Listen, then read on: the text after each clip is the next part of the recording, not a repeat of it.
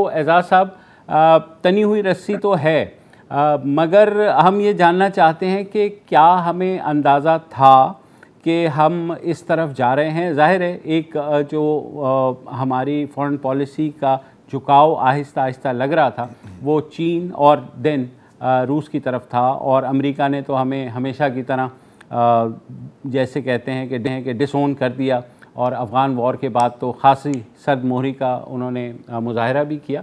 तो अब आपको इस ख़त के हवाले से अगर हम शुरू करें, ये जो ख़त लिखा है तो दरख्वास्त, लेकिन क्या हम इसे सिर्फ दरख्वास्त ही समझें? जी बिल्कुल, तमाम कौमें दूसरे मुल्कों पर अपने मौक़िफ़ के लिए असर डालने की कोशिश करते हैं। तो वो तो ख़त उन्होंने लिखा, उनको अपनी हुकूमतों ने कहा होगा तो उन्होंने लिखा, सफारतखानों ने। जी। हमें तो खुद फैसला करना है कि हमें करना क्या है। जी।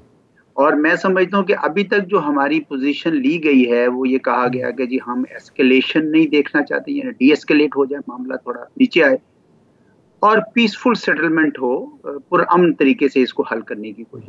ये दो चीज़ें की। जी। मैं अब ज़ाती तौर पर ये समझता हूँ कि इसमें थोड़ा इजाफा किया जा सकता है। जी। पहली बात तो ये है कि अस्करी इंटरवेंशन, मिलिट्री इंटरवेंशन के पाकिस्तान कभी भी हक में नहीं रहा, और ये कंडोन हो ही नहीं सकती। आप ये देखें कि जब हुई मिलिट्री इंटरवेंशन हमने उसकी मुखालफत की, और आपको पता है कि मिडल ईस्ट में अरब स्प्रिंग के नाम से कई जगह इंटरवेंशंस की गई, और हमने हर बार हमने असूली मौक़िफ़ इख्तियार किया कि ये दुरुस्त नहीं होगा। और हमारे अपने पड़ोस में अफ़गानिस्तान में भी हम अमेरिका को यही कहते रहे कि जनाब मिलिट्री इसका सलूशन नहीं है, आप सियासी हल ढूंढें। तो इस वजह से रूस की यूक्रेन की इलाकाई सालमियत के अंदर दखलंदाजी करना, इंटरवेंशन करना, वो तो किसी तौर पर भी दुरुस्त नहीं है। ताहम ये बात भी तय है कि हर चीज का, जिसे कहते हैं ना, दुनिया तो कॉज एंड इफेक्ट से चलती है। इफेक्ट के ऊपर तो हम बहुत जोर दे रहे हैं, लेकिन एक कॉज भी बनती है जी। और ये आज से नहीं बन रही। आपने भी देखा होगा और भी तबसरों में पढ़ा होगा कि ये 1991 से ये सिलसिला चल रहा था। बिल्कुल। और इस वजह से रूस देख रहा था कि आपने कहा था कि हम नेटो को 1 इंच भी पास नहीं आने देंगे आपके, जब सोवियत यूनियन ख़त्म हुआ था। लेकिन करते करते करते करते तकरीबन सारा मशरक़ी यूरोप उसमें शामिल हो गया, और जब इन्होंने यूक्रेन की बात की तो उस पे रूस ने कहा कि ये हमारी रेड लाइन है।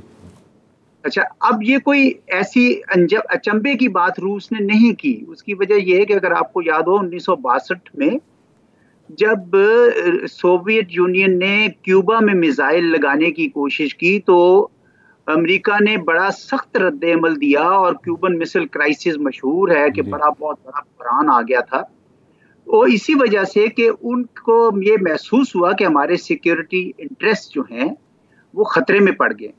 इसी तरीके से अगर यूक्रेन में नेटो आ जाती है और अपने मिसाइल लगाते हैं मिसाइल, तो रूस का ये ख्याल है कि उनके सिक्योरिटी इंटरेस्ट का ख्याल नहीं रखा। अच्छा एजाज साहब, सॉरी मैं आपकी बात काट रहा हूँ। आपकी बात 100% दुरुस्त है, और ये मैं इसलिए मेंशन कर रहा हूँ क्योंकि पिछले 2-3 जो हमने शोज़ किए हैं इस पर हमने बिल्कुल यही बातें की, और जो आप अभी बात कर रहे हैं, by the way Henry Kissinger ने भी वही बात की थी, जॉन मेयरशाइमर ने भी वही बात की है, नोम चॉम्स्की ने ही बात किया कि बहुत जो पक्के और मंझे हुए इंटरनेशनल एनालिस्ट हैं वही ये बात कर रहे हैं। और बल्कि वो 2014 की भी बात कर रहे हैं, जब प्रो रशियन हुकूमत मैदान प्रोटेस्ट के बारे में के बाद गिरी थी, और उसके बाद ही फिर वो क्राइमिया वाला सिलसिला शुरू होता है। सवाल आपसे मेरा ये है सर, 2-3 सवाल है, मैं एक पहले करूँगा। ये जो आज जो ख़त आया है इसमें सिर्फ EU नहीं है, इसमें जापान के एम्बेसडर भी हैं, और हम देख रहे हैं कि ये आप हमारे सिर्फ ट्रेडिंग पार्टनर नहीं है बल्कि हमारे डेवलपमेंट पार्टनर्स भी हैं। अब माना कि यूरोप अगर हालत जंग में है तो वो चाहते हैं कि पूरी दुनिया हालत जंग में हो, विद अस और विदाउट और अगेंस्ट अस वाला चक्कर चल रहा है। अगर ये सिचुएशन मज़ीद बिगड़ती है, अगर यूक्रेन में मज़ीद लॉस ऑफ लाइफ होती है, मज़ीद जंग चलती है, आपको कोई ख़तरा लगता है कि कहीं ना कहीं وہ اپنا غصہ ہمارے پہ نکالیں گے weather in terms of GSP plus کی ریٹریکشن یا مختلف جو فائنینشیل انسٹرومنٹس جو ابھی بھی ویسٹ کے کنٹرول ہیں ان کے ذریعے، اور یا سینکشنز یا سینکشن؟ نہیں صاحب، بالکل نہیں، میں بالکل نہیں یہ منظر دیکھ رہا. دیکھیں، تمام قومیں اپنے قومی مفاد میں فیصلے کرتی ہیں. اب چین کو دیکھ لیجئے، چین کا تو امریکہ کے ساتھ بھی اور یورپ کے ساتھ بھی بہت ہی گہرے اکنامک سٹیکس ہیں، لیکن تجارتی روابط بھی ہیں اور سرمایہ کاری بھی ہے. اور انہوں نے تو امریکہ میں تو $1 ٹریلین کے تو ٹریجری بانڈ خرید رکھے. تو اس وجہ سے لیکن چین کا آپ نے دیکھی ہے پوزیشن، آپ نے کہا، چین نے یہی کہا کہ دخل اندازی کو تو ہم جسٹیفائی نہیں کرتے ہیں، لیکن روس کے انٹرسٹ کا بھی دھیان رکھا جائے. اچھا، ہندوستان کا آج میں دیکھ رہا تھا ان کی ایکسپلینیشن آف ووٹ جو جنرل اسمبلی میں ان کے نمائندے نے کی، اس نے بھی تقریباً یہی لائن لی. انہوں نے تو کنڈیم بھی نہیں کیا اس کو، ایبسٹین بھی کیا انفیکٹ.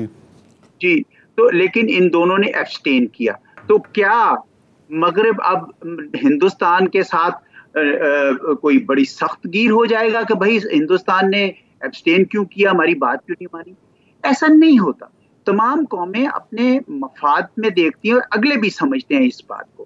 پاکستان نے کوئی گیس خریدنے اور گندم خریدنے کی وجہ سے نہیں کیا، وہ تو ایک لانگ ٹرم بات کی ہے کہ جب روس کے ساتھ ہم تعلقات بڑے کریں گے تو کئی ایسے شعبے ہیں جس میں ہم ان سے فائدہ لے سکتے ہیں.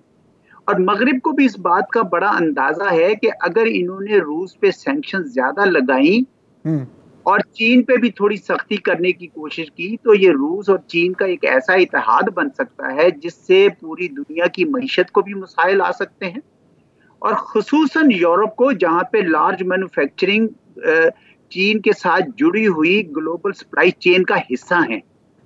تو اس وجہ سے آج سے 8 ماہ پہلے جب G7 کی سمٹ میں جو بائیڈن صاحب نے اعلان کیا تھا کہ اب ہم B3W blood back better world کریں گے اور اس میں بہت بڑا BRI کے مقابلے میں انفراسٹرکچر کریں گے، تو فوراً ہی جاپان کے، جرمنی کے اور فرانس کے مینوفیکچرنگ سیکٹر نے کہا کہ ایک دم ٹھہریے، اتنا تیز نہ چلیے.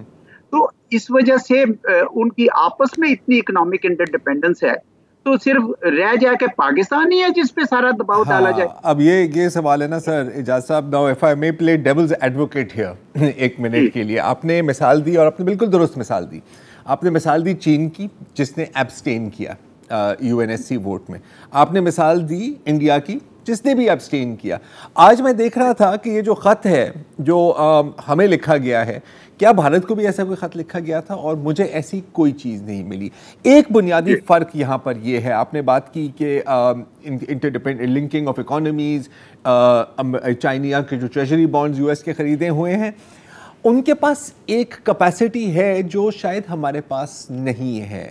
ہم پھر بھی کافی حد تک بدقسمتی سے IMF کے مرہون منت ہیں، ہم FATF کے مرہون منت ہیں، مطلب کہ ہمارے اوپر ویسٹ کی لیوریج شاید زیادہ ہے compare to what they have over China and India. اور انڈیا کا تو آپ کو اچھی طرح پتہ ہے کہ وہ ان کو کوڈ میں بھی شامل ہوا ہے ایز اے اینٹائی چائنا بلوارک.